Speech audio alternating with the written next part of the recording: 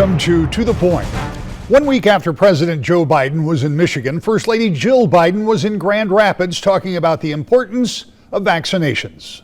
Today, we can see how far we've come during this really difficult time. And so many people have told me that, they're finally feeling hopeful and optimistic again.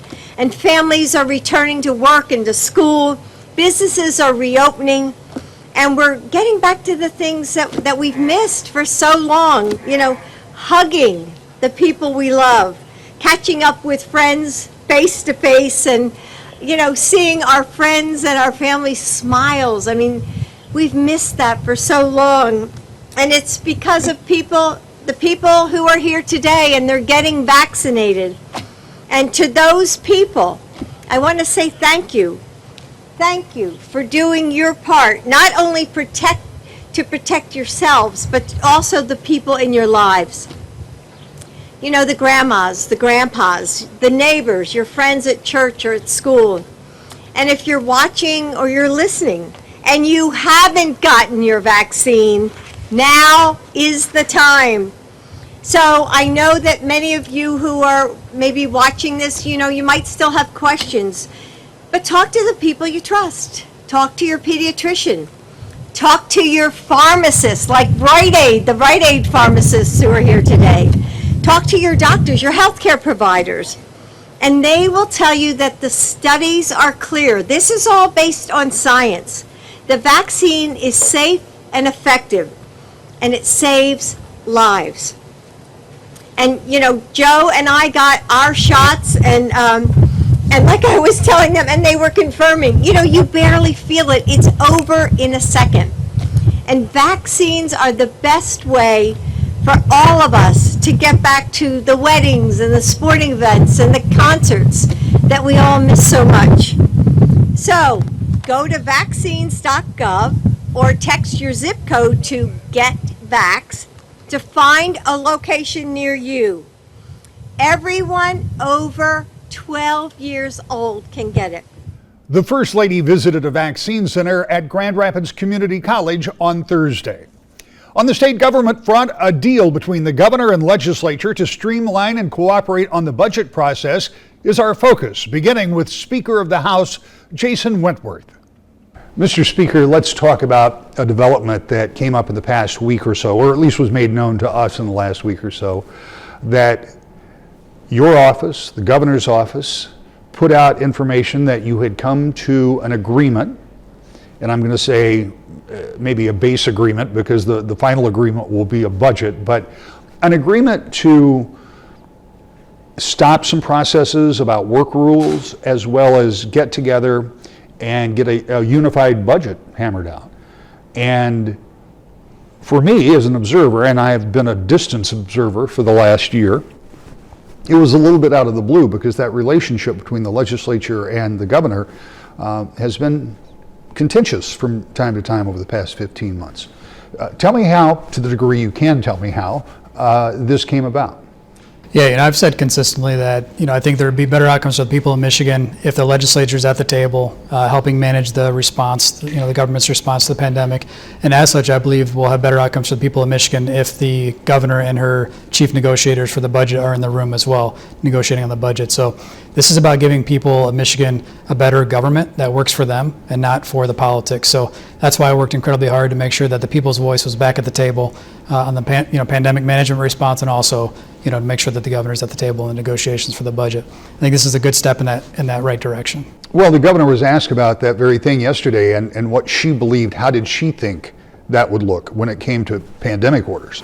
And she said she hoped that no more pandemic orders ever had to be issued, but she did talk about that cooperation. How did that come to be? Because we heard the governor any number of times say that power resides within the executive office, and you have to be nimble and quick and move and make quick decisions that legislative bodies, in her view, might not be able to make. That's quite a sea change. Yeah, it is. And, the people I represent, the people around the state, don't care about the power or authority where that lies. They want to make sure that their government's working for them. And you can tell that over the last year, the government has not been working for the people of the state. And I think that's because the governor has acted unilaterally without, counsel with the legislature. And that's, like I said before, better outcomes for the people of Michigan when the legislature is involved in those processes. So I think it's important that if there's any future pandemic, that the legislature is involved in making those decisions and helping the state move forward and through a pandemic. At the beginning of this pandemic, you saw the legislature being involved in the process. In fact, we actually extended her emergency orders. This was a very bipartisan approach at the beginning. Where it got sideways was further on when the governor started acting unilaterally without including the legislature, which then, therefore, the people's voice is absent at that point. And that's when you saw these very confusing executive orders getting, rolled out in a format that was confusing. Nobody could really work through them.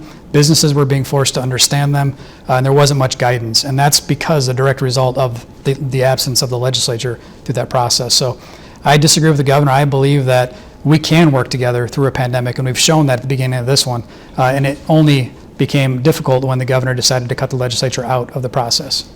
When you think about the next negotiation at hand, which is the budget, you in the House and in the Senate have passed individual budgets as a framework, and when you get that process all put together, that will also include, I assume, a lot of the federal monies that have come in for COVID relief, or will that be part of the budget negotiation or a separate negotiation? So there'll be the budget negotiation and a supplemental, negotiation. So, and the supplemental is where you think you'll take care of the COVID relief funds. Is that where most of those will? Most of those will be in the supplemental. So here we sit as we get towards the end of May. There is a July 1st agreement that you will have a budget on the governor's desk by then.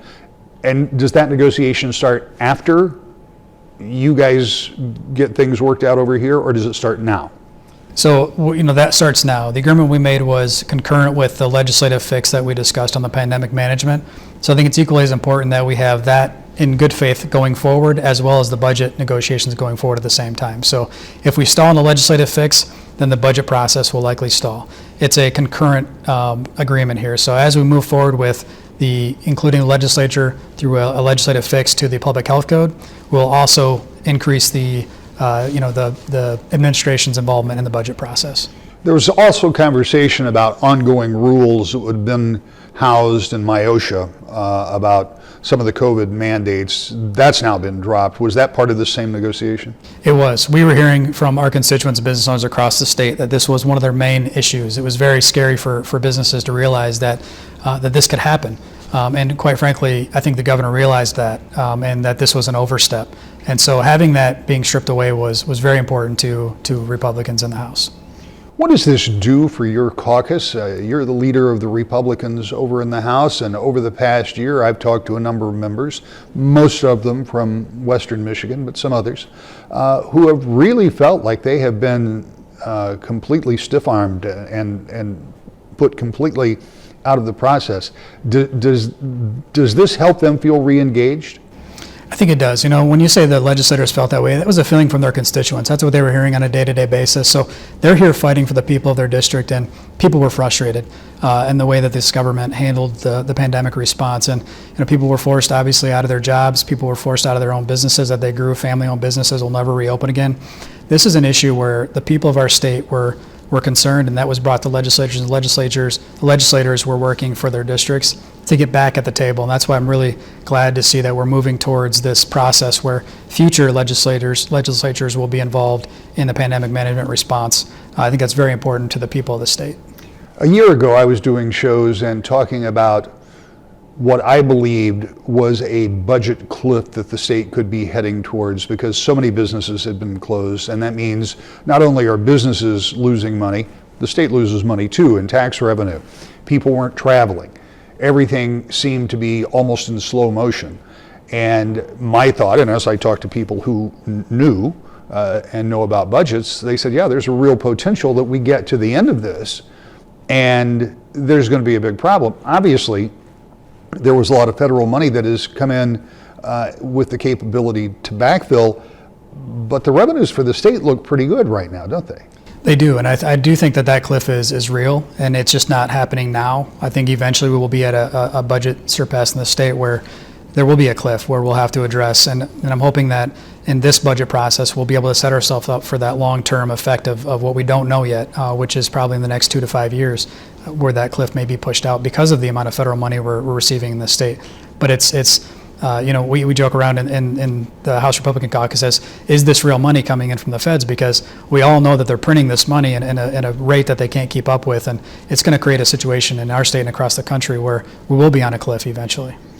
What do you think the future is as we sit here today? Most people who are vaccinated, I guess all people who are vaccinated, are not required to wear a mask indoors or out. And by the 1st of July, that's going to apply, as I understand it, to virtually everyone unless something changes. Are we finally at a point from, not just from the citizens, but that government can kind of start feeling more normal again and start dealing with a whole bunch of other things that still have to be dealt with despite the pandemic? Yeah, I do. I mean, I think obviously people are frustrated at this point. They want to get back to some sense of normalcy, and when you see the governor and her staff, defy orders and travel and visit family and even jump the line in unemployment while other people are waiting for benefits, I mean, that creates that environment of distrust. And, quite frankly, the lack of compliance in our state, I think, has a lot to do with that issue. It just breeds lack of trust in government. I think once we can get past that, and we can move past some of the orders, and people, I've been saying this all along, people will make smart choices. They will keep their families safe. We've been doing this for a year now. I think we can make our decisions for ourselves. And you just saw the governor last week or earlier this week at a bar where there was more than 6 people at a table. That's her own order that she violated. I mean, it's easy to violate these orders because they're so complex and confusing. And then the business owner would have gotten fined for that issue had it been looked at as by OSHA. And so these are issues that people shouldn't have to deal with at this point. People can make safe choices for their families, just like the governor said. Everybody was vaccinated at that table. But if my family came in there and we were 8 people and we were all vaccinated, we wouldn't have that opportunity to sit together. And it's just stuff like that breeds that distrust in government. I think getting past that, we will be able to work on other issues that are facing the state. And they're critical, and people want us to get results, and that's what we're fighting hard for. For a Democratic perspective, we'll talk to the minority leader in the Senate. That's next. To the Point. Welcome back to the Point. Senator Jim Ananich is the Democratic leader in the Senate and talked to us this week about that deal between the legislature and the governor to try to smooth out the process in Lansing.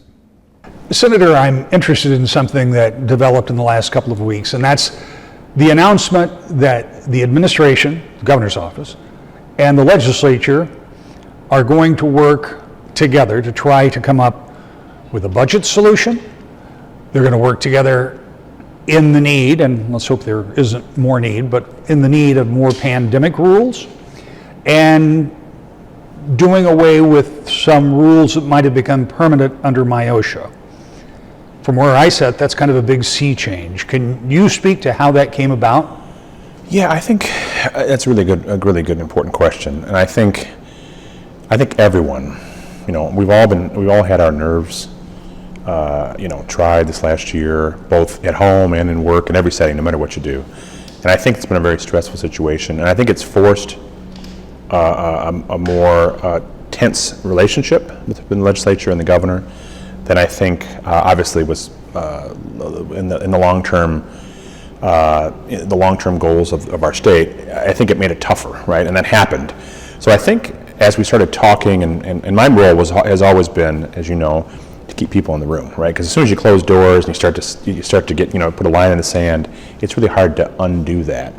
So I always, would kind of do the shuttle diplomacy back and forth, and just before it got really, really bad, say, we're not that far off.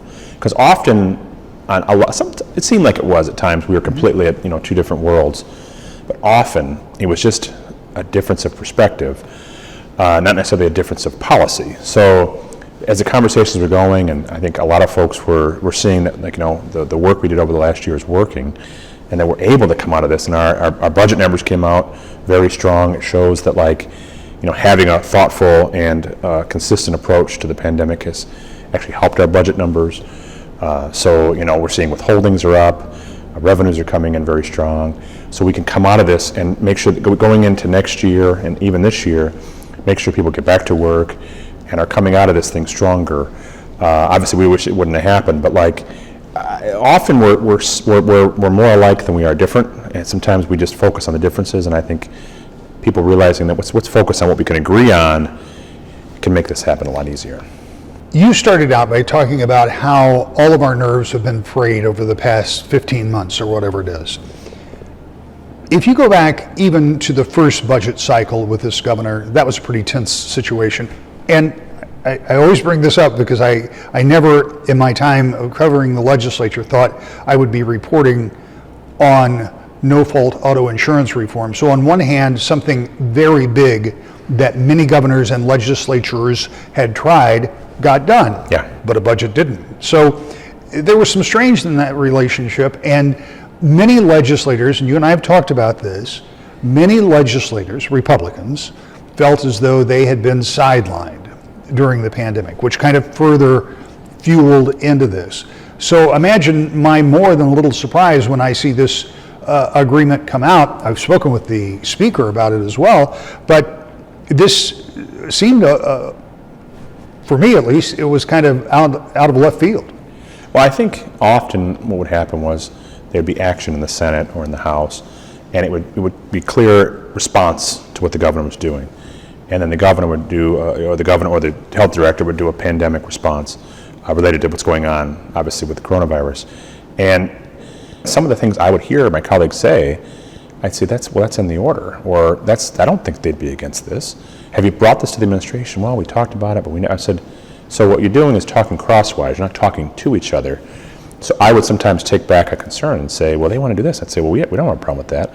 And I'd say, well, then, have you ever said that to them? Well, no. And I'm like, okay, maybe we should sit and get people talking again. And obviously, we were trying to be careful, and there was more Zooms. And I think anybody who's done Zooms, whether it's a teacher or a parent or a person in a work, you can't get the interaction that we're getting right now. You can't really read my body language. And I think as we started having those conversations, and they started having those conversations, all of us, whether you think the pandemic, whether you believe crazy conspiracy theories, no offense to folks that may do, that are watching this, or you actually believe in that this was a serious pandemic that's going to change, that affected our lives, and now we're going to come out of this, because of vaccines and other things like this. I think everyone acknowledges that, going into the future, we have to get people back to work, we have to get people back to school, we have to reconnect with people. And I think that being the goal, we're all in the same goal there, right? Before it was just differences of opinion. Now we have the same goal. Let's get there. So I think we can. I think as people started sitting in the room together and talking, and realizing that a lot of the ideas weren't that different, and I think they started saying, okay, well, And I said, I'd often say to the governor's office or the governor himself, some of the things they're proposing isn't wrong. Like I know it seems like we're banging heads on a lot of things, but like. Input from the legislature is not a bad thing. It's part of our system. And they said, well, we want that too. And then they started having these weekly meetings and other conversations. And I just think it led itself. Sometimes you have to be forced to get in a room together. But once you do, you find there's a lot more common. So I think that's kind of what happened. Well, you've been in the room, and it's one thing to have an agreement to agree. It's another thing to come to a final agreement, particularly on the spending plan. But already, one of the outcroppings of that, if I understand the agreement, was to do away with the plans to make permanent masking and some sanitation orders that would have been housed then at MIOSHA going forward. That was something Republicans were adamant that they wanted dropped, and they've been dropped. Yes. The other thing is they wanted input when it came to future pandemic orders, and at least in theory, in agreement, they will have that. But the really big issue, and where things very often fall apart in this town, as you well know, is when it comes to budgeting. Yeah. Now, it's a much different budget cycle than I expected. One, because you're awash in federal money in large degree, but revenues are much better. I mean, I remember, and I said this in my segment that will air during the same show with the speaker, a year ago, I was doing my shows on Zoom saying, look, if they get a budget put together this year, that's one thing because you're in the middle of a pandemic. But next year, after the state loses all that revenue, there's going to be this big, deep hole. Well, that hole isn't there, at least not yet. No.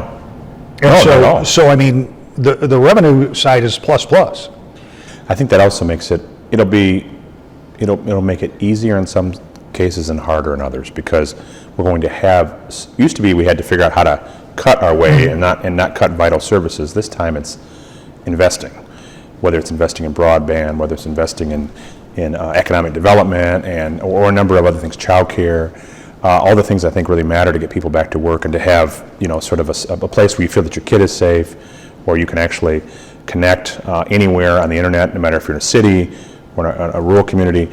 These are things we should have done a long time ago, but now we have the resources to do it. It's just coming together and finding the solutions. But I'd rather have more money than having to figure out how we're going to cut billions. And I do think it's in large part because we were very consistent with our coronavirus response, where some places were all over the place. We've been more consistent here, so we actually, it's more predictable. And our, like I said, our withholdings are up. That means people are going back to work. They're going back to better jobs. Obviously, there's some problems filling the service sector jobs, but I think a lot of folks just don't want to make a choice to go back to a low-paying job, and they're waiting for a better job. So I think we should be incentivizing economic development training so that people can go back to higher-paying jobs and really get the economy humming for a long time. You have been in Lansing long enough to know that deals are only as good as they hold up. You also know that budgeting is sometimes a real example of a difference of priorities. I am talking to people, the few people I've been able to speak with, first time I've been back in the Capitol for a year.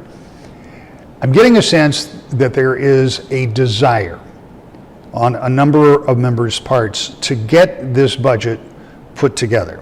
How confident are you, somebody who's been up close to this with Republican governors, now Democratic governor, how confident are you that this process can build on and continue on whatever agreement was made, or will we be sitting here in September wondering what the budget's going to look like? No, I think we're going to get it done. I really do. I'm a big believer in, Nick said I've been here a while, like any habit, you have to build muscle memory. And what I mean by that is you have to work on small things together, realize you can trust people, and then make it bigger and bigger and bigger.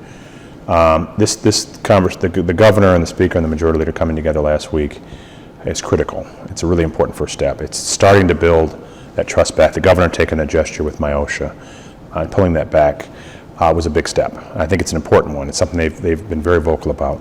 A number of the speeding up of some of the pandemic response, which is also based in science, but also meets the needs of what the legislature's been asking for. A number of the people in the legislature have been asking for, I think shows a big show of, wanting to work together.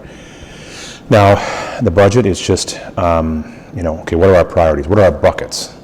Here are our areas. And then, we're going to have to, this leadership, I'm going to have to vote on something I may not fully agree with. They're going to have to agree to put some things in the budget that they may not fully agree with. That's called compromise. It's not a bad thing. So hopefully I feel comfortable that we're going to head down that road.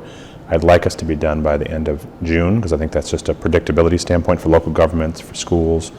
But I think we can get it done. I really do. I hope so. And I hope if we're here in September, it should be shame on us, because with the amount of resources we have, now is the time to make those investments and really get people back to work.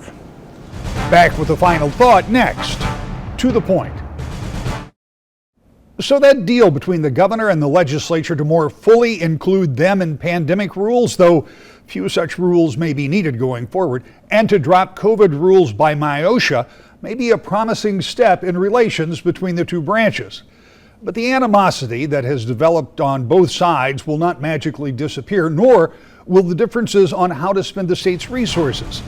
With all the good intentions that can be mustered, the budget process may still be a heavy and somewhat more lengthy lift than some would hope. We'll see you next week. To the point.